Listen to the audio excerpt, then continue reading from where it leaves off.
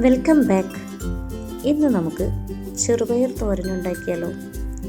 അതിനായി ഞാനിവിടെ 1.5 കപ്പ് ചെറുപയർ അല്പസമയം വെള്ളത്തിൽ കുതിർത്ത് വയ്ക്കാനായി എടുത്തിട്ടുണ്ട്.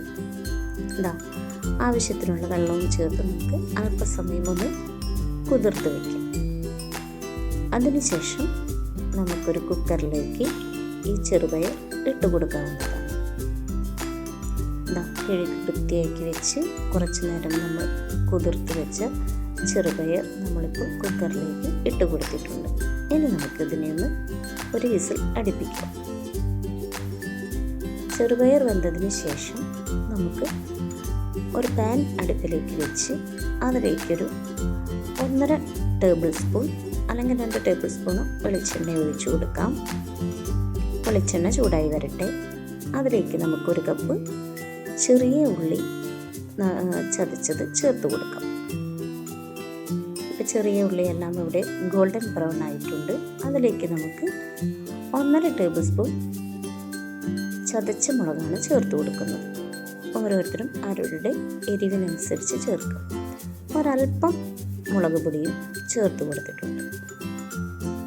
ഇനി ഇവയെല്ലാം നന്നായി ഒന്ന് വഴറ്റി കൊടുക്കാം. നമുക്ക് മുളകിൻ്റെ പച്ചച്ചുവയെല്ലാം ഒന്ന് മാറി വരട്ടെ. ഇതിലേക്ക് നമുക്ക് അടുത്തതായി ചേർക്കുന്നത് കുറച്ച് കറിവേപ്പിലയാണ്. കറിവേപ്പിലയും കൂടി നമുക്ക് ചേർത്ത് ഇളക്കി കൊടുക്കാം. നന്നായി ഒന്ന് എല്ലാം മുരിഞ്ഞ് വരട്ടെ.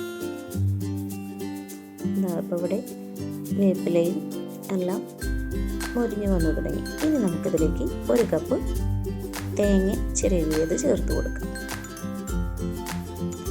ഇനി തേങ്ങ ഒന്ന് നന്നായി ബ്രൗൺ കളറായി മുരിഞ്ഞ് വരട്ടെ. ഇതേപോലെ എല്ലാം യോജിച്ച് വന്നിട്ടുണ്ട്. ഇനി നമുക്കിതിലേക്ക് നമ്മൾ തയ്യാറാക്കി വെച്ചിരിക്കുന്ന വേവിച്ച് വെച്ചിരിക്കുന്ന ചെറുപയർ ചേർത്ത് കൊടുക്കാവുന്നതാണ്. ഇനി ഇവയെല്ലാം കൂടി ഒന്ന് നന്നായി നമുക്ക് യോജിപ്പിച്ചെടുക്കാം. പെട്ടെന്ന് തന്നെ ഇത് നമുക്ക് തയ്യാറാക്കിയെടുക്കാം. നമുക്കിത് ചോറിൻ്റെ കൂടെയും കഞ്ഞിയുടെ കൂടെയും പുട്ടിൻ്റെ കൂടെയും എല്ലാം നല്ല രുചിയാണ്.